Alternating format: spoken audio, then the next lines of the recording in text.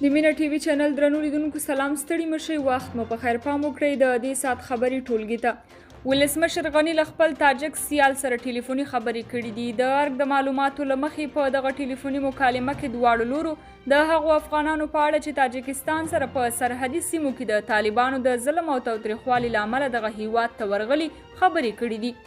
سرچینه کاږي چې ولسمشر غني د افغانانو پر وړاندې د دوست او گاونډي هیواد تاجکستان د ښه نیت قدرداني کړې او ټینګار یې کړی دی چې افغان دولت د خپلو هیوادوالو پر وړاندې مسؤل دی او ژر به دوی ته د رسیدګۍ په موخه لازم او واجب اقدامات وکړي NPR وايي امریکا افغانستان د احتمالي کورنۍ جګړې په ویر کې یوازې پرېښود NPR په افغانستان کې د امریکا شل کلن حضور ته په اشارې ویلي چې په دغه هیواد کې د امریکا جګړه پرته له کومې څرګندې لاسته راوړنې پای ته ورسېده راپور کې راغلي امریکا د خپل تاریخ تر ټولو اوږده جګړه له پوځي رسم ګذشت پرته په ډېرو وړو مراسمو پای ته ورسوله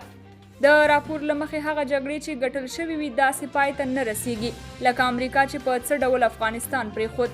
NPR وايي امریکا افغانستان په داسې حال کې یوازې پرېښود چې په دغه هیواد کې طالبان د پرمختګ په حال کې دي او دا ویره شته چې دا هیواد به یو ځل بیا کورنیو جګړو ته داخل شي NPR څرګنده کړې که څه هم امریکا افغان ځواکونو ته د بګرام پوځي اډې سپارل کېدل د خپلو پوځي هلو ځلو رسمي پای نه بولي خو بیا هم دغه پیښه په افغانستان کې د داسې یو پوځي حضور څرګندونه کوي چې اوس یې یوه ډېره کوچنۍ برخه پاتې ده لغمان کې د طالبانو 3 مهم قومندانانو په ګډون 22 ترهګر ووژل شول نن سهار دفاعي او امنیتي ځواکونو د هوایي قواو په ملاتړ د لغمان ولایت الیشنګ ولسوالۍ کې طالبان په نښه کړل چې په پایله کې د طالبانو 3 مهم قومندانانو غزالي قاری هارون او توحید په ګډون 22 ترهګر ووژل شول او 11 نور ټپیان شول همداراز د طالبانو 1 میل دهشکه 1 میل هاوان زیاته اندازه وسلې او مهمات هم له منځه وړل شوي بلخوا ننګرهار کې د هوایي بریدونو په ترڅ کې 15 طالبان وژل شوي هوایي ځواکونو د ننګرهار ولایت حصارک ولسوالۍ اړوند طالبان په نښه کړل چې په پایله کې 15 طالبان ووژل شول او 8 تنه نور ټپیان شول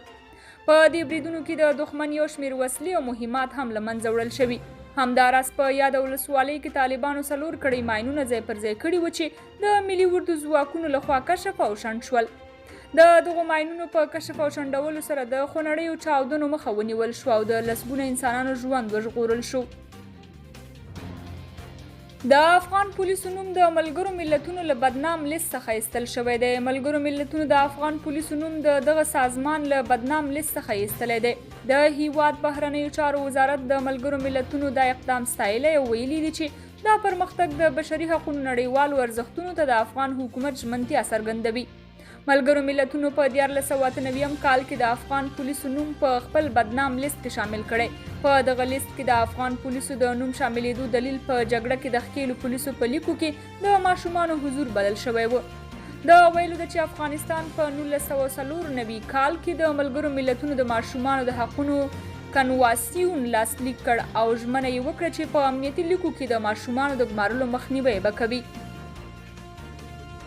امرالله صالح وايي طالبان پر افغانانو د حکومت کولو وړتیا نه لري د ولسمشر لومړي مرستیال امرالله صالح ویلي چې طالبان نشي کولی په افغانستان واکمن شي او نه هم یاده ډله د حکومت کولو وړتیا لري صالح څرګنده کړې چې دوی اوس مهال د یووالي لپاره یو لوی فرصت ګوري ځکه چې په خبره یې د هیواد د هرې سیمې خلکو خپلو ځایونو ته د افغان ملي اردو او کمانډویانو د ورتګ غوښتنه کړې ده بلخوا د جمعیت اسلامي ګوند مرستیال احمد ضیا مسعود بیا وایي چې افغان حکومت په یوازې ځان نشي کولی د افغانستان اوسنی امنیتي وضعیت کنټرول کړي نوموړي پر خپله فیسبوک پاڼه لیکلي چې افغان حکومت باید ژر تر ژره د سیاسي او پوځي مشرانو یوه بیړنۍ شورا جوړه کړي هغه زیاته کړې چې یادې شورا ته باید پوره صلاحیتونه ورکړل شي څو له حکومت سره اړینه همکاري وکړي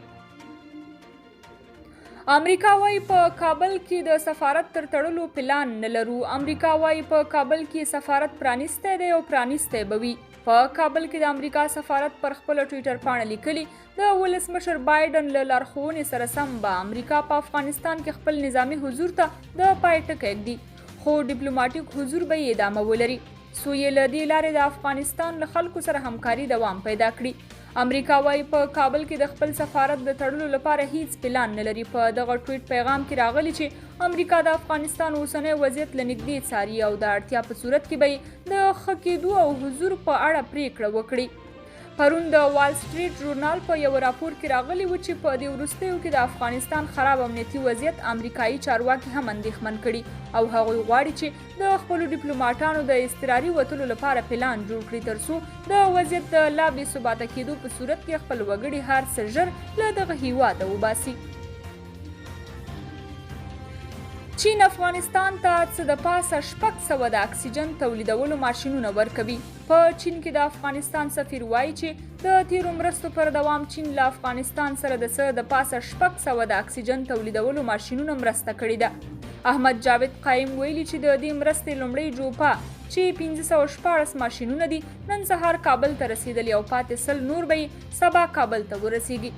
دا ماشینونه چې په یوه دقیقه کې د 10 لیټر اکسیجن تولیدولو وړتیا لري ورسره به په هیواد کې د اکسیجن د کمښت ستونزه تر ډیره حده حل شي. د ویلو ده چې چین له افغانستان سره د کرونا ضد مبارزه کې پام وړ همکاري کړې ده او تر دې وړاندې د کرونا ضد واکسین افغانستان ته ورکړی دی. تیر 24 ساعته هیواد کې پر کرونا اخته 4 کسان مړه شوي. روغتیا وزارت وایي چې په تیرو 24 ساعتونو کې په هیواد کې د کرونا وبا 1243 نورې مثبتې پیښې ثبت شوي دي. د یاد وزارت په خبره په همدې موده کې پر کرونا اخته 4 تنه مړه شوي او 806 نور بیا بیرته روغ شوي دي. د روغتیا وزارت د وروستیو معلوماتو له مخې تر اوسه په هیواد کې پر کرونا د اخته کسانو ټول شمیر 1,25,930 ته لوړ شوی دی او د مړه شوو کسانو شمیر بیا 5,283 ته لوړ شوی دی. روغتیا وزارت پر هیوادوالو غږ کړی دی چې د کرونا وبا د پراختیا مخنیوي لپاره روغتیایي سپارښتنو ته جدي پاملرنه وکړي. او وروستی خبر هم دا چې ولسمشر غني پارک کې له جهادي مشر عبدالرب رسول سیاف سره کتلي او د ملي اجماع پر ضرورت یې خبرې کړې دي. ولسمشر ماړی وایي چې په دې مجلس کې همداراز د دښمن پر وړاندې د واحد صف پر جوړېدو له امنیتي ځواکونو ملاتړ او د سولې په اړه د هڅو پر دوام خبرې شوې دي. درنو لیدونکو دا و د دې ساعت خبرونه. تر بیا نورو خبرونو خوشحاله شئ. ولرئ د الله په امان.